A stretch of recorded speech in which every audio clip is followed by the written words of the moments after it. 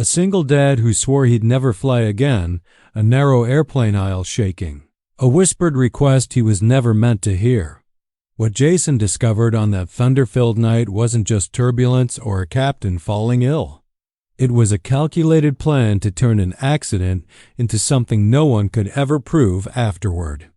A plan that would have worked if the onboard system hadn't flagged exactly who he was. This is the story of how one decision, standing up from 14C, changed 176 lives forever. Jason Mercer's hands gripped the armrests of seat 14C so hard his knuckles turned white. Outside the window, lightning flickered through clouds like veins of electricity. The Boeing 737 shuddered, not the normal turbulence shudder. Something deeper. Something wrong. "Ladies and gentlemen, this is your captain speaking." The voice cracked slightly, professional but strained. "We're experiencing some technical difficulties. Please remain seated with your seat belts." The intercom cut to static. Then silence. Then a sound Jason hadn't heard in 11 years. The rapid, rhythmic beeping of a master caution system. Muffled through the cockpit door, but unmistakable. His chest tightened. That sound meant cascading failures. Multiple systems going dark. A flight attendant rushed past his aisle, her face pale in the dim cabin light. She disappeared behind the curtains separating coach from first class. 30 seconds later, she emerged and walked straight toward him. Her eyes locked onto his. Why him? "Sir, I need you to come with me. Now." Jason's throat went dry. Around him, passengers stirred. A woman 2 rows up whispered to her husband. A teenager pulled out his phone, recording. "I'm sorry, there must be... Are you Jason Mercer?" Her voice dropped to barely a whisper. "Former Air Force?" Every nerve in his body screamed no. The promise. Lily's face the last time he'd left for a test flight, tears streaming down her 4-year-old cheeks.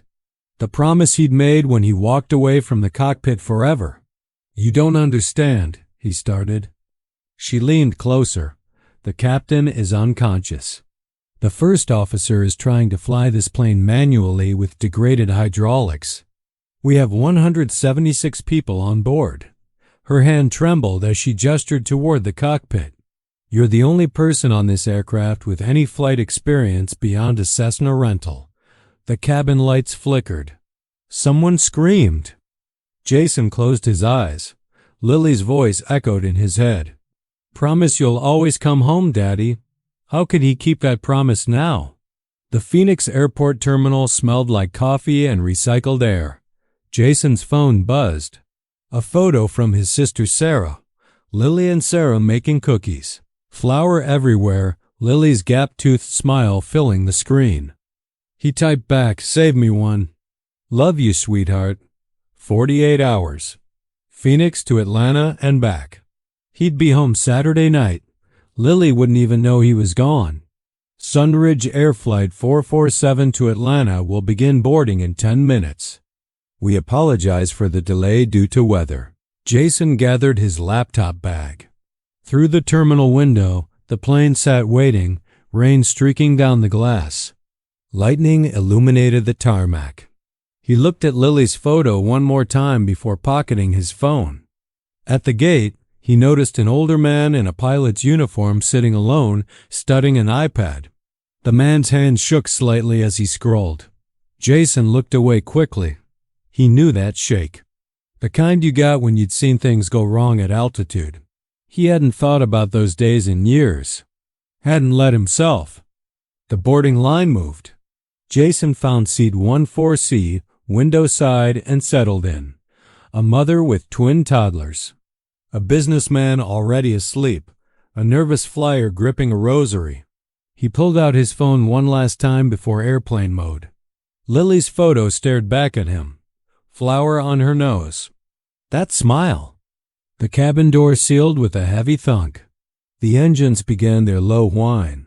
In 6 hours, he'd be in Atlanta.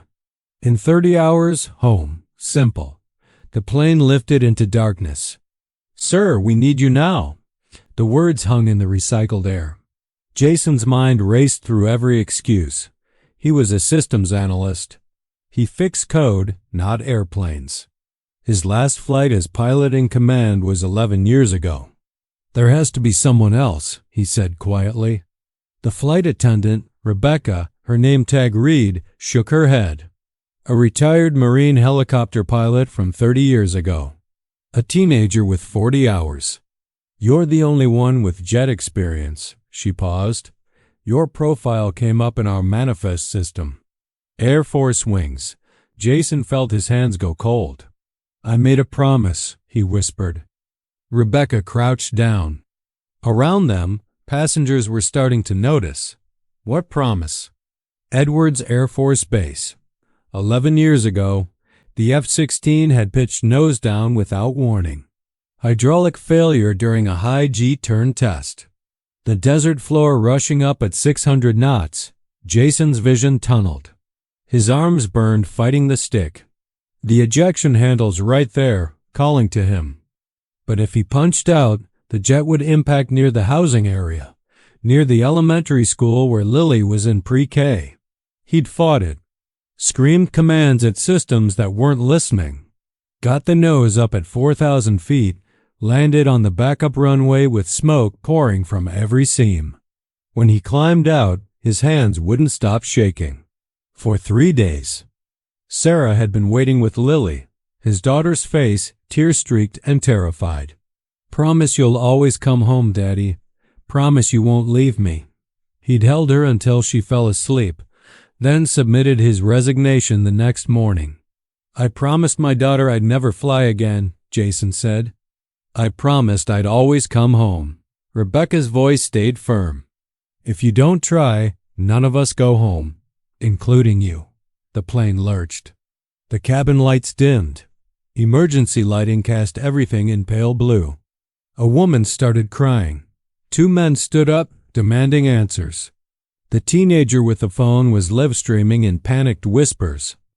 Jason thought of Lily. What would she want him to do? Hide behind a promise made in fear, or be the person she thought he was? He unbuckled and stood. Take me to the cockpit. Rebecca's shoulders dropped in relief.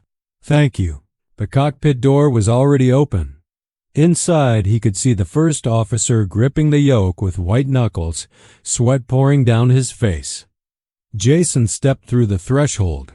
The instrument panel glowed amber and red, warning lights everywhere. The altitude tape unwinding too fast. He was home, and he was terrified.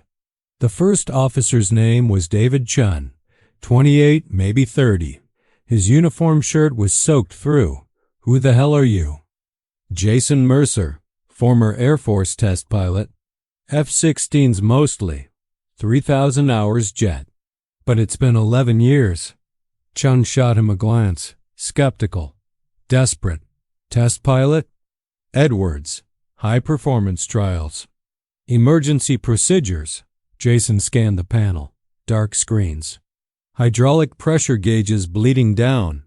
The yoke trembling in Chun's grip. Your hand flying degraded hydraulics with no autopilot. How long? 15 minutes. Lightning strike over Albuquerque. Lost autopilot, then the captain collapsed. Hydraulic pressure dropping. It's like flying through concrete. Jason studied the navigation display. What's your plan? Birmingham. Close, full runways, emergency services. But Chun's jaw tightened. The hydraulics keep degrading. I don't know if we'll have enough to flare.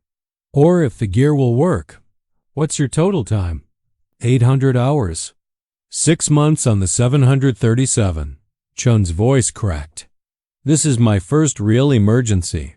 Sir, I don't know if... You're doing fine. You kept it stable. You chose a good alternate. Jason moved closer. But your arms are going to give out. You need help. I need you to trust me enough to let me sit left seat. Rebecca appeared in the doorway. We have passengers asking questions. Jason turned to her. Tell them we have the situation under control. Medical emergency with the captain, but there's a backup pilot on board. Keep them calm. He looked back at Chun. But first, he needs to know I'm legit. The plane shuddered. Hydraulic pressure on System B dropped again. Prove it, Chun said quietly. Right now you've got pumps running on both systems, but System B is leaking. You've got maybe half an hour before it dies completely, maybe 45 minutes if System A holds. Jason pointed at the gear panel. Drop the gear too early, you drain what little pressure you have left. Lose nose wheel steering, lose brakes. This plane becomes a 20-ton sled on the runway. Chun's face went pale. On approach, configure early. Flaps first, gear only when we're close. Better a controlled belly landing than wheels down and no way to stop. Jason pointed to the speed tape. What's your landing speed? 143? Not anymore? Add 15 for degraded hydraulics and wind. We're landing hot and fast, he held Chun's gaze. That means we need every inch of runway and whatever braking we have left. If we have any? Chun stared at him. The skepticism was gone. You really did this. Different planes. Same physics, same fear. Jason met his eyes. 2 heads, 4 hands. We bring everyone home. Chun hesitated, then nodded. Okay. Jason helped Chun move the captain out of the left seat, laying him behind the cockpit. Rebecca started CPR protocols. He slid into the captain's seat. The moment his hands touched the yoke, muscle memory flooded back. The weight, the resistance, the way the plane communicated through pressure and vibration. He felt the hydraulic degradation immediately, like steering through mud. You have control, Chun said formally. I have control, Jason replied. The altimeter read 31,000 feet. Birmingham was a distant symbol on the navigation display. Maybe 40 minutes before the hydraulics went to zero. Rebecca, Jason called back. Tell the passengers we're diverting for the captain's medical emergency. Slightly firm landing. Don't mention the rest. Chun looked at Jason. What do? We fly the plane. One problem at a time. Jason checked the weather display. Get me Birmingham. Let's tell them we're coming in hot. Chun keyed the radio. His hand only shook a little. Jason's didn't shake at all. Not yet. Sunridge 447 Birmingham approach. We copy your emergency. Runway 6 available, 10,000 feet. Equipment standing by. The hydraulic gauge needles crept left. Slow, relentless. Like watching blood seep from a wound. How's the fuel? Jason asked. 12,000 pounds, 90 minutes. Backup systems? Pumps running, but they can't pump what isn't there. Chun's voice was flat. We're bleeding fluid somewhere. The yoke trembled in Jason's hands. Servos fighting against weakening pressure. We preserve what we have. Smooth movements only. Every input costs us. That's not how we're trained. We're not flying by the book anymore. Jason's forearms already burned. The radio crackled.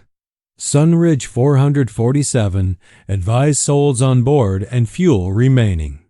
The way the controller said it, flat, procedural, like reading from a script, Jason knew what it meant. They were opening the checklist for the worst-case scenario. 176 souls, fuel for 90 minutes. A longer pause than before. Copy. Medical emergency with the captain? Affirmative. Also hydraulic system degradation. Anticipate possible loss of braking authority on landing. The controller's voice changed. Tighter. More personal. 447, understand. We're clearing the entire airspace. Emergency equipment staging. We'll get you down. It was the "we'll get you down" that hit Jason. Not cleared or Roger. A promise. In row 22, the mother with twin toddlers whispered something Jason couldn't hear. One child started crying. The other joined. The mother held him tighter, rocking. David. Jason used his first name. Look at me. Chun turned. His face was pale, sheened with sweat. His hands were shaking on the yoke. How long have you been fighting this? 20 minutes, Chun's voice cracked. My arms? I don't know how much longer I can. Jason saw the micro-tremors in Chun's shoulders. The way he kept shifting his grip, trying to find a position that didn't burn. The early stages of muscle failure. I've got it. Jason's voice was firm. Let go. Let go. Chun released the yoke. His arms dropped like dead weight. He flexed his fingers, grimacing. Jason felt the plane's full weight transfer to him. The hydraulic degradation was worse than he'd thought. It wasn't just heavy. It was dying. Like trying to steer something that was actively giving up. The plane shuddered. Deeper than before. Chun's face went white. Landing gear status. Amber caution. The hydraulic loss is hitting gear extension, Jason said. If we force it now, we may not have enough left to flare. Can we get the wheels down at all? Maybe. But we wait. 5 miles out, one shot. If it doesn't work, we slide it in on the belly. The passengers survive either way if we keep control. Jason's voice hardened. What they won't survive is us draining the hydraulics and dropping out of the sky. 3 time zones away, Sarah pulled cookies from the oven. Lily sat at the counter, flour on her nose. When's Daddy coming home? Tomorrow night, sweetheart. He's always flying somewhere. Sarah's phone sat dark on the counter. No alerts, no news. Not yet. In seat 8A, Marcus Webb studied the emergency card. 20 years pulling bodies from wreckage. He knew the sound of panic. He unbuckled quietly and slid into the aisle, positioning himself where he could see both exits. Rebecca caught his eye from the galley, nodded once. She knew what he was doing. Jason's jaw clenched tight. The yoke felt like it was gaining weight every second. He adjusted his grip, tried to use his shoulders, but there was no comfortable position, no relief. This was going to be a fight all the way down. Rebecca, Jason called. Tell everyone to remove sharp objects. Pillows and blankets in laps. When I say brace, they brace hard and don't come up until we stop. Her voice came back steady. Are we going to be okay?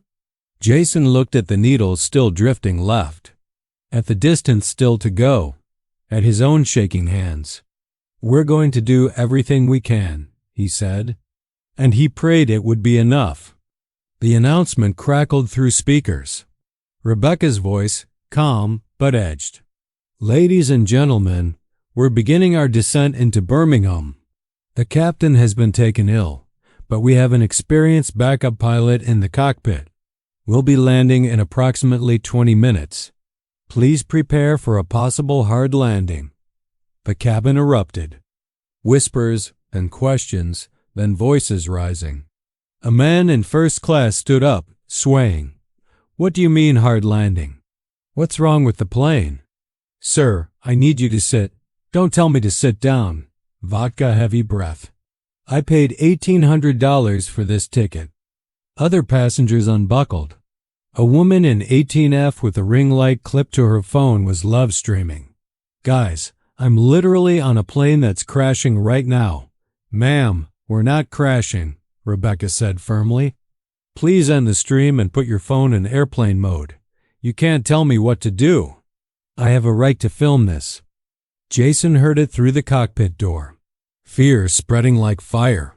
The moment when people stopped trusting the crew. That's when people died. David, Jason said quietly. Close and lock the cockpit door. Now. The heavy door swung shut with a metallic thunk. The chaos became muffled, distant. But Jason could still feel it pressing against the door like water pressure. Through the door, a new voice rose. Male, authoritative. Everyone sit down and shut up, right now. Who's that? Chun asked. No idea. But I'll take it. My name is Marcus Webb. I'm a firefighter from Phoenix. 20 years on the job. And I've pulled bodies out of plane crashes. Dead silence. You want to know how people die in survivable accidents? They panic. They unbuckle when they should stay strapped in. They push and trample each other at the emergency exits. Someone tried to interrupt. But the pilot is doing his job. Your job is to sit down, shut your mouth, and do exactly what the crew tells you. You follow instructions, you walk away. You don't, you get a toe tag. Your choice. The drunk tried one more time. You can't talk to us. Sit down. Marcus's voice dropped to a growl. Or I will put you down and sit on you until we land. Test me. Silence. Then the heavy thud of someone dropping into a seat. Rebecca's voice came through, steadier now. Thank you, Marcus. Everyone, please listen. 15 minutes until landing. Remove everything from your pockets. Glasses, pens, anything sharp. Pillows or blankets in your lap. When we're on final approach, I'll tell you to brace. Head down, hands behind your neck, feet flat. Stay that way until the aircraft stops and I tell you to move. The influencer's voice, smaller now. Are we going to die? Not if we do our jobs, Rebecca said. Now put that phone away and help the person next to you. Jason focused back on the approach. Birmingham ahead on the display. Storm cells to the north, but their path clear.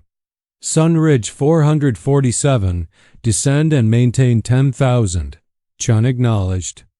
Talk to me about the landing checklist, Jason said. Required versus optional. Required, gear, flaps, spoilers.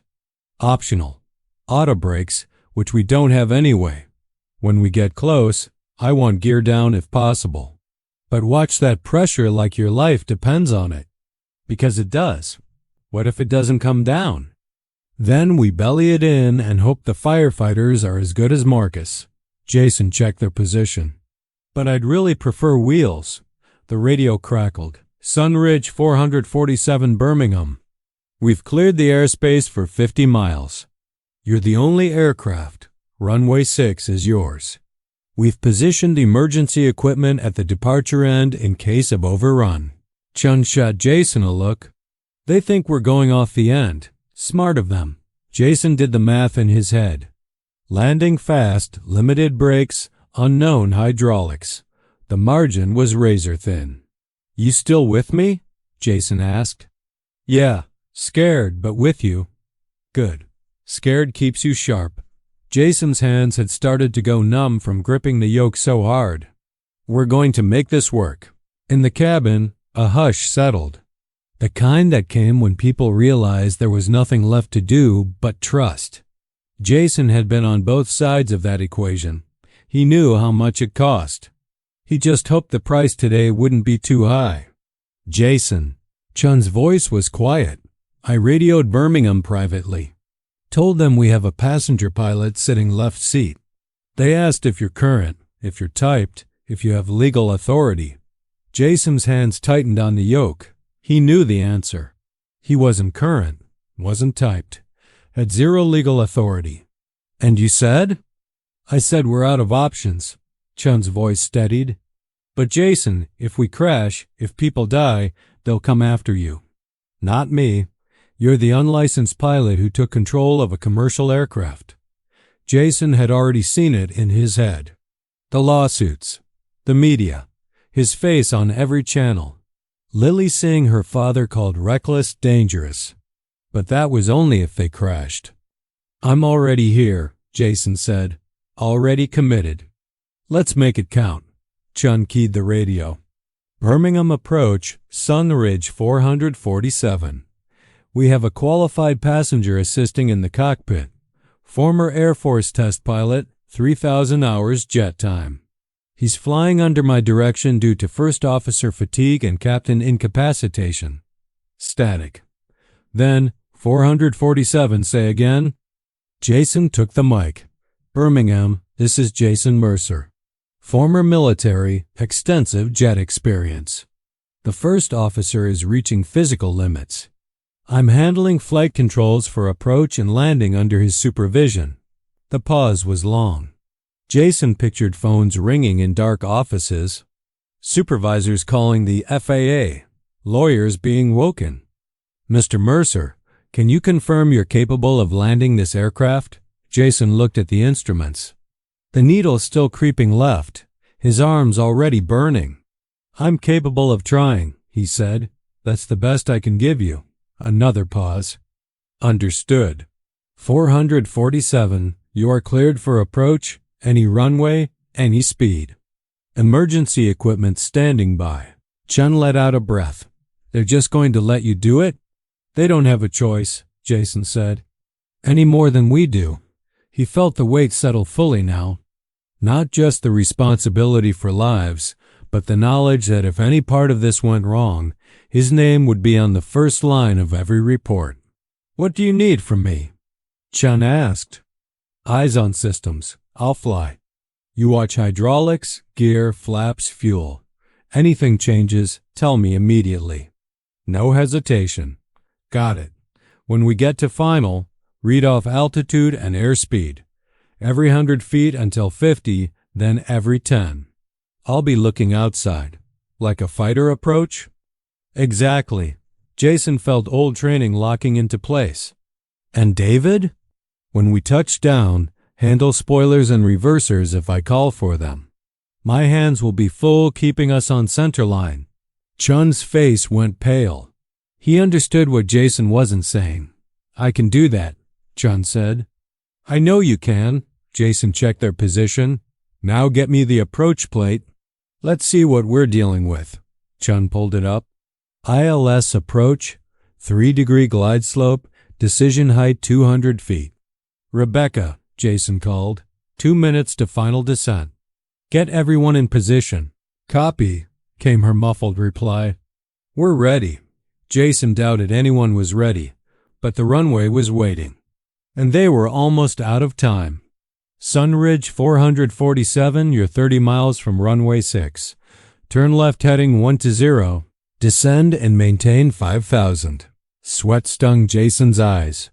He blinked it away, refusing to take a hand off the yoke to wipe his face. Every degree of turn required conscious force. The airport appeared through the windscreen, a cluster of lights and darkness. Runway 6 stretching out like a road home. Flaps 5. The flaps extended with a mechanical whine. The plane shuddered. In the cabin, passengers gripped armrests. The businessman in 12B was awake now, staring at the seat back ahead, lips moving in silent prayer. Jason compensated for pitch. The trim felt wrong, sluggish, like the plane was considering whether to obey. The runway lights grew brighter. Fire trucks staged like tiny red sentinels. Flaps 15. The plane bucked. Wallowed like a wounded animal. Jason's muscles burned fighting the glide path. In Austin, Sarah's phone lit up. News alert. Sunridge flight emergency landing Birmingham. She didn't see it. She was reading Lily a bedtime story, their voices soft through the walls. 10 miles. David, we're going for the gear. If pressure drops too far, we belly it in. Chun's hand hovered over the lever. Ready. Gear down. Hydraulic pump screamed. Metal moved. Jason watched the indicators. Green, green. Then one flickered amber. It stuck, Chun said. Right main showing amber. Asymmetric gear. The kind of failure that tore airplanes into pieces. Recycle it, Jason said. Up and back down. That'll drain. Do it. The gear came up. The plane felt lighter, more responsive. Then Chun dropped it again. The pumps howled. The lights danced, green, amber, red, then finally settled. Down and locked, Chun breathed. Pressure? Hanging on. Barely. 5 miles. Jason could see individual runway lights now. The precision approach path indicators glowing red over white on glide slope. Final flaps. Flaps 30. The plane pitched down hard. Jason pulled back with both hands. The plane responded in slow motion, grudging, like it was asking, "Are you sure?" Rebecca walked the aisle one last time. Eyes locked with each passenger. The mother with twins. The nervous woman with the rosary. The influencer, phone finally dark in her lap. Marcus at the rear, braced. She keyed her mic. Cabin crew, prepare for landing. The radio crackled. Sunridge 447 cleared to land runway 6. Wind calm. Equipment standing by. 1 mile. Jason transitioned fully to outside. The runway filled his vision.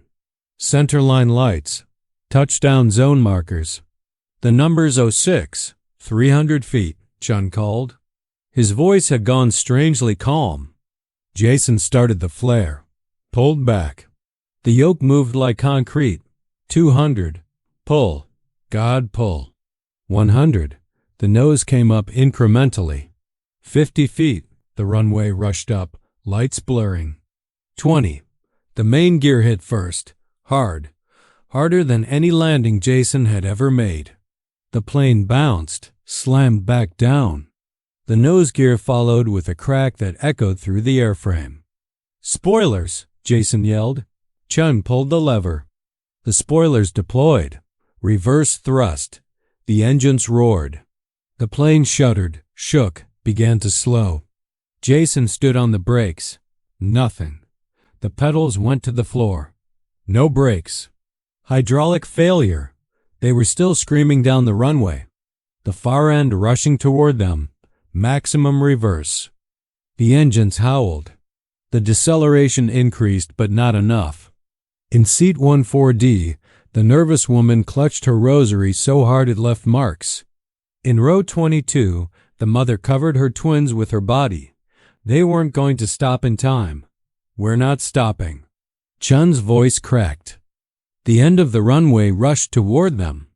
Beyond that, grass, drainage ditch, trees. At this speed, hitting the ditch would tear the fuselage apart. Emergency brake. Jason's eyes landed on the manual parking brake. There. He grabbed the handle and pulled with everything he had. The brake pads engaged. The plane shuddered. Smoke poured from the main gear. The smell of burning rubber and hot metal filled the cockpit. Not enough. Steer off centerline, Chen said suddenly, into the grass. More drag. Deliberately driving off the runway went against everything in Jason's training. Do it, he said. He pushed the right rudder. The nose wheel turned slightly. The plane drifted right. The right main gear crossed the edge line, then grass. The moment the wheels hit soft ground, everything changed. The plane bucked violently. The nose dipped. The gear dug in. The deceleration was brutal, like hitting a wall of mud. Hold on. Jason shouted. The right main gear sank deeper. The plane began to yaw right. Jason fought the tiller, muscles screaming, vision tunneling. The plane slid, carving a trench through the grass parallel to the runway. Dirt and debris hammered the underside. The engine still roared in reverse. The landing gear sounded like it was tearing itself apart. Jason saw the drainage ditch ahead. The angle was wrong. If they hit nose first, brace. He shouted into the cabin. Brace, brace, brace. The nose gear hit the edge of the ditch. The strut collapsed. The nose dropped. Metal shrieked. The windscreen cracked like ice. Jason's head snapped forward against his harness. Then silence. Complete, absolute silence. Jason's ears rang. His chest hurt. His hands were locked on the yoke. He forced them to let go, forced himself to breathe. David? I'm okay. Chun was already moving. Engines off. Fuel cut. Battery off. Jason looked outside. They were in the grass, nose down at an ugly angle, about 200 feet short of the trees. A long trench scarred the field behind them. But they'd stopped. They were down. They were alive. Emergency evacuation, Jason said. Get everyone out now. Chun keyed the intercom. Evacuate. Evacuate. Leave everything. Use all exits. Go now. Through the door, Rebecca's voice took over, shouting commands. Slides deploying with explosive pops. The smell of smoke growing stronger. Not fire yet, but the kind of heat that could turn into one. We need to go, Chen said, unbuckling. Help me with the captain. Together they lifted the unconscious man, dragging him through the narrow cockpit door. The cabin was chaos. Passengers scrambling, but mostly in lines, moving toward exits. Rebecca at the front, pushing people down the slide, barking at them to run clear. Marcus at the rear, doing the same. Jason and Chun got the captain to the front exit. Rebecca helped guide him onto the slide. He tumbled down, caught at the bottom by firefighters in turnout gear. "Your turn," Rebecca said.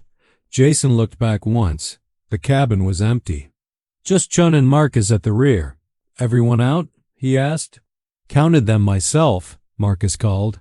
176 off this bird. "You saved them," Rebecca said. "Now go." Jason dropped onto the slide. The ride down was fast, disorienting. He hit the ground, stumbled, and a firefighter grabbed him, dragging him clear. Chun and Rebecca came down behind him. Marcus last. Foam trucks ringed the plane now. No flames yet, just smoke and a wounded machine bleeding steam and vapor into the morning air. Jason staggered away from the wreck, his legs turning to water. About 50 feet from the plane, his knees gave out. He dropped to the grass, gasping, hands shaking uncontrollably. Chun collapsed beside him, breathing hard. For a moment, neither of them spoke. Then, in a hoarse whisper, Chun said, "We did it." All around them, passengers sat in clusters, crying, laughing, staring at the broken plane, holding each other like they might never let go. Jason pulled out his phone with trembling hands. The screen was cracked, but it lit. He scrolled to Sarah's number and hit call. It rang twice. "Jason?" Sarah's voice was tight, breathless.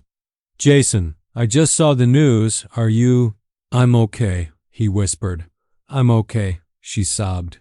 Oh my God, Jason, Lily, honey, it's Daddy. He's okay." There was a rustle, then a small, sleepy voice. "Daddy?" Jason's throat closed. "Hey, sweetheart, are you coming home?" He looked at the plane, at the torn earth, at the 176 people scattered across the field, alive because he'd done the one thing he'd promised never to do again. "Yeah, baby," he said. "I'm coming home." The paramedics tried to take Jason's phone. He waved them off, still listening to Lily's breathing on the other end. "Tell me about the cookies," he said. She launched into a detailed description. Too much flour, burnt edges. Sarah laughing. Normal. Beautiful. Alive. Chun sat next to him, wrapped in a shock blanket, staring at the plane. "I can't believe we pulled that off." "You did good," Jason said. "Kept it stable when most pilots would have panicked." "You did the impossible." Chun's voice cracked. "I've been flying for 6 years. Never seen anything like that." Rebecca approached, hair disheveled, makeup streaked, but standing tall. "FAA and NTSB are on their way. They'll want statements. Media's already outside the perimeter." Jason felt his stomach sink. The questions, the scrutiny, the blame that might still be coming. "Jason?" Lily's voice in his ear. "Are you still there?" "Still here, baby. Sarah says you're a hero." "Are you a hero, Daddy?" Jason looked at the passengers. The mother with twins, holding them close. The nervous woman with the rosary on her knees thanking God. The businessman from 12B, phone to his ear, tears on his face. Marcus helping an elderly couple toward the ambulances. 176 people who got to go home tonight. "No, sweetheart," he said quietly. "I'm just a dad who really wanted to come home to you. I love you, Daddy. I love you too." His voice broke. "So much." Sarah came back on. "I'll drive to Atlanta. I'll bring Lily. We'll be there in 6 hours. Sarah, you don't have to." "Yes, I do." Her voice turned fierce. "You came home. Now we're coming to you." The call ended. Jason sat there, phone in his hand, surrounded by flashing lights and the smell of burnt rubber. Chen nudged him. "Look." The passengers were gathering. The mother with twins approached first, tears streaming. "You saved my babies." She tried to say more but couldn't. The nervous woman pressed her rosary into Jason's palm. Her hands shook. God sent you. Marcus crouched down, looking Jason in the eye. 20 years pulling bodies from crashes. Never thought I'd be in one and walk away. You earned your wings tonight, brother. Then the others came. The businessman, unable to speak, just gripping Jason's hand. The elderly couple Marcus had helped. The college kids from the back. One by one, some crying, some silent, some just nodding their thanks. 176 people who'd been strangers 3 hours ago, now bound by something words couldn't touch. The investigators arrived as dawn started to wash the sky in gray. Jason answered questions mechanically, still clutching the rosary, still feeling the ghost of the yoke in his hands. As the sun finally broke the horizon, he sat on the back of an ambulance and watched the light spill over the broken plane. Nose down in the grass, gear twisted, paint scorched. But in one piece, his phone buzzed. A photo from Sarah, Lily in the car, clutching her stuffed elephant, eyes wide but determined. Caption, "Coming to get you, Daddy." Jason smiled, exhausted, shaking, but smiling. He'd kept both promises after all. He'd saved 176 people, and he was going home to his daughter. 6 hours later, Jason sat in a conference room at Birmingham International, surrounded by people in suits, FAA, NTSB, airline reps, lawyers. His statement had been recorded. His past pulled up. His lack of current license noted. "Mr. Mercer," the lead investigator said, "you understand you'll likely face administrative action for operating a commercial aircraft without proper certification or currency." Jason nodded. "I understand. You also understand that under different circumstances, if this had ended differently, you might be facing criminal charges." "I understand that too." The investigator leaned back. "Off the record?" "The systems died in the last 20 seconds. You landed a plane that shouldn't have been landable." He held Jason's gaze. "Whatever happens administratively, you did the right thing." The door opened. Sarah stood there, Lily's hand in hers. "Daddy." Lily tore across the room. Jason barely had time to stand before she hit him, and he wrapped his arms around her, holding her like he never wanted to let go. "You smell funny," she said into his neck. "I know," he laughed, the sound breaking halfway. "I know." Sarah reached them, eyes wet. The investigator cleared his throat softly. "We'll give you a few minutes," he said, and everyone filed out, closing the door behind them. Lily pulled back and studied his face like she was memorizing it. "Sarah says you broke your promise," she said. "She says you flew again." Jason's throat tightened. "Yeah, I did. Are you sad?" He knelt so their eyes were level. 7 years old. Gap-toothed smile. Flour still faintly in her hair from last night's cookies. "No, sweetheart. I'm not sad. But you promised you wouldn't fly. You promised you'd always come home." "You can't break promises." "You're right," he said. "I did promise. And I meant it. But last night, I had to choose between 2 promises." "What 2 promises?" "I promised you I'd always come home," he said. "But a long time ago, before you were born, I also promised to help people when they needed it. To use what I know to save lives." He took her hands in his. "Last night, 176 people needed help. And I was the only one who could give it." Lily frowned, thinking. "Like when I promised to share my toys, but then Emma was crying and I gave her my favorite one?" Jason smiled through the burn in his eyes. "Exactly like that." "Did you save them?" she asked. "All of them?" "All of them." She stared at him for a long second, then threw her arms around his neck. "I'm proud of you, Daddy." Tears came, hot and unstoppable. Jason held her, feeling her heartbeat against his chest. Sarah wrapped her arms around them both. Outside that room, there would be hearings, questions, opinions, headlines.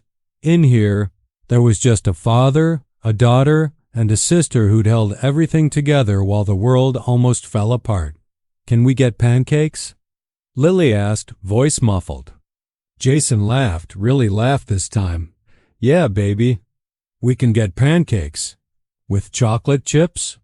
With chocolate chips? Sarah wiped her eyes. Come on, let's get your dad out of here before they change their minds. They walked out together, past reporters and cameras, and questions shouted from behind ropes. Jason kept his eyes on Lily, on Sarah, on the exit. His phone buzzed in his pocket. From Chun, they cleared me, said I followed protocol. Also said you're either crazy or the best pilot they've ever seen. Maybe both. Thank you for everything. From Rebecca, all 176 accounted for. Minor injuries only. You gave us a miracle. Thank you. From Marcus, when you're back in Texas, first round's on me. And the second. And the third. Jason slid the phone away. The messages could wait. Outside the terminal, morning sun burned through the last of the clouds. A new day. He lifted Lily onto his shoulders. She laughed and grabbed his hair for balance. Daddy? Yeah, baby. Can we fly home? Jason and Sarah exchanged a look. She smiled. Not today, sweetheart, Jason said. Today we drive. Okay. Lily kicked her feet happily. As long as you're with us. Always, Jason said. I promise. And this time he knew he could keep it.